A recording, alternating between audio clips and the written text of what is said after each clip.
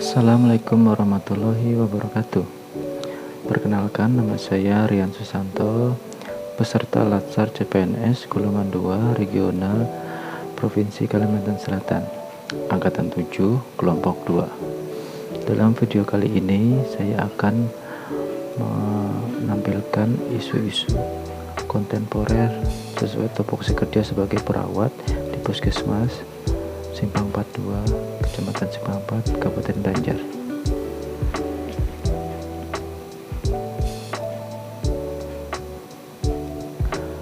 Pertama, dari pengertian isu kontemporer.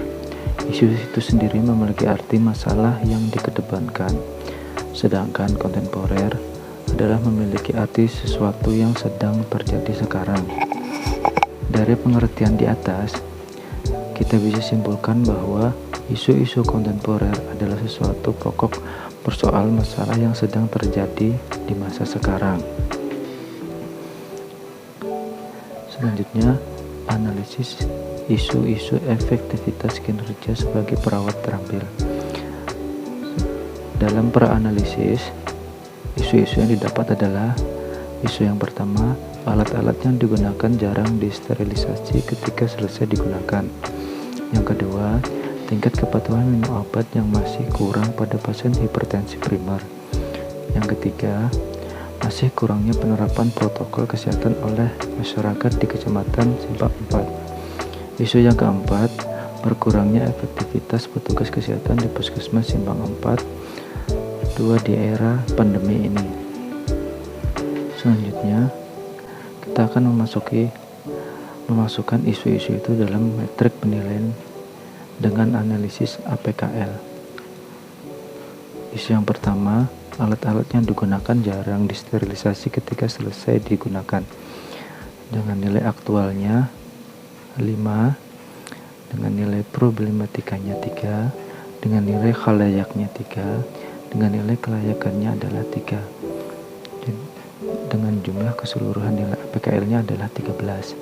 Isu yang kedua adalah tingkat kepatuhan minum obat yang masih kurang pada pasien hipertensi primer, dengan nilai aktualnya adalah 5, nilai problematikanya adalah 4, nilai khalayaknya adalah 3, dan nilai kelayakannya adalah 4, dan jumlah nilai APKL keseluruhannya adalah 16. Dan isu yang ketiga, masih kurangnya penerapan protokol kesehatan oleh masyarakat di Kecamatan Simpang 4. Nilai aktualnya adalah 5, nilai problematikanya adalah 4, nilai khalayaknya adalah 3, nilai kelayakannya adalah 2, dengan jumlah nilai APKL-nya adalah 14. Isu yang keempat, berkurangnya efektivitas petugas kesehatan di Puskesmas Simpang 42 di era pandemik. Nilai aktualnya adalah 4, nilai problematikanya 3, nilai khalayaknya adalah 3, nilai kelayakannya adalah 2, hingga jumlah analisis APKL-nya adalah 12.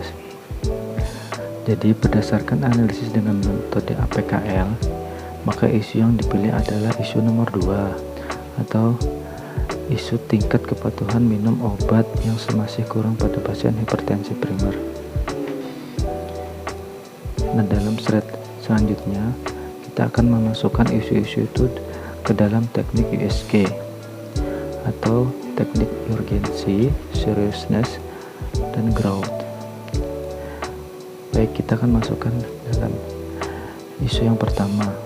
Isu yang pertama, alat-alat yang digunakan jarang disterilisasi ketika selesai digunakan.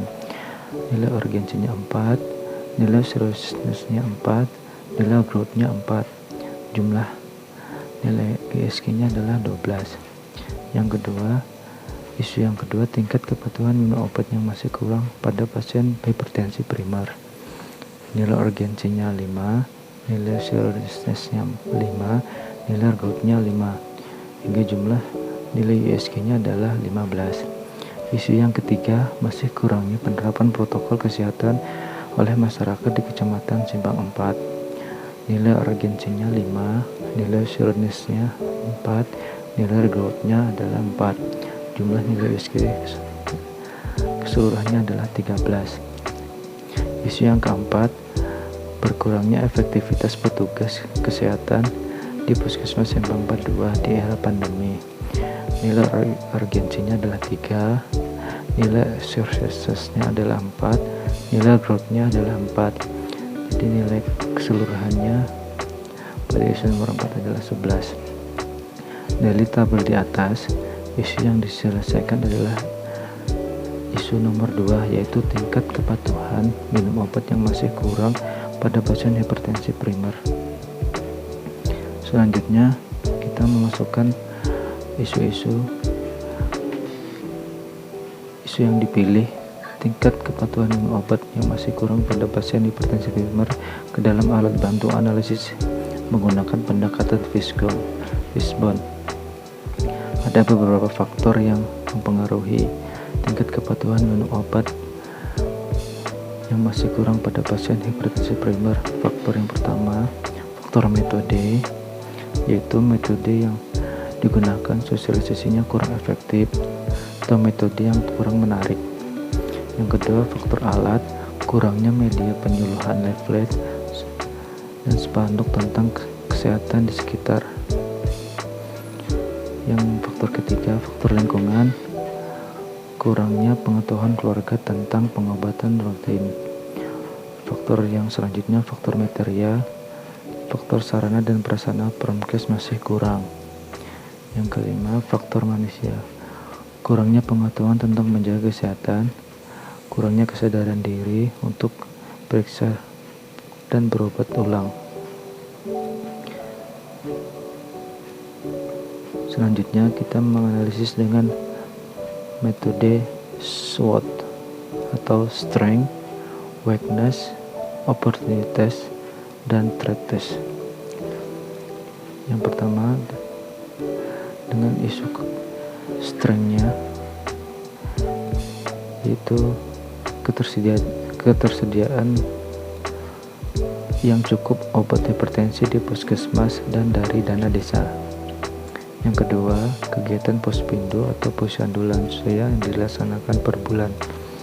Weakness-nya, dari kelemahannya, media informasi tentang hipertensi masih kurang.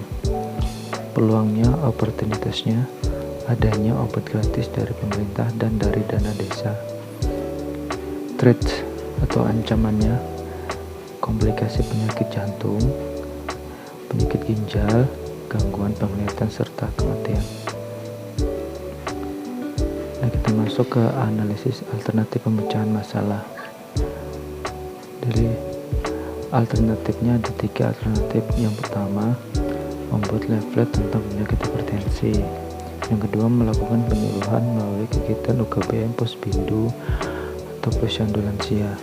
Yang ketiga, memberikan sosialisasi atau penyuluhan untuk mengetahui pola makan yang baik untuk penderita hipertensi dan keluarga.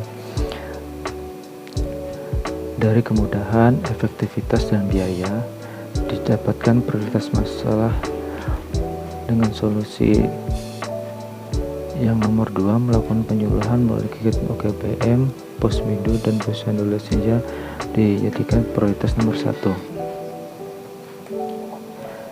Nah, kita masuk ke gagasan pemecahan isu. Dari hasil identifikasi yang telah dilakukan mengenai 4 isu yang berkembang di Puskesmas Simpang 42 adalah yang masih menjadi permasalahan hingga saat ini, khususnya mengenai kepatuhan minum obat yang masih kurang dari penderita hipertensi. Seperti yang kita ketahui, penyakit hipertensi tidak dapat menyebabkan komplikasi yang serius bila tidak ditangani, seperti komplikasi gagal jantung, gangguan sistem ginjal, serta gangguan penglihatan hingga kematian. Berdasarkan observasi yang dilakukan kepada pasien-pasien hipertensi di wilayah kerja Puskesmas Simpang 42, bahwa mereka cenderung susah untuk rutin meminum obat dan kembali ke puskesmas untuk berobat kembali. Dengan demikian, dengan pemikiran bahwa bila tidak ada gejala, berarti mereka sudah sembuh. Bila hal ini dibiarkan, maka akan menyebabkan komplikasi yang serius. Sehingga alternatif pemecahan masalah yang tepat adalah dengan melakukan penyuluhan melalui kegiatan UKBM di Posmindu atau posyandu lansia. Nah, sekian dari penjabaran tentang isu-isu permasalahan kontemporer di wilayah kerja Puskesmas 942. Semoga bermanfaat. Wassalamualaikum warahmatullahi wabarakatuh.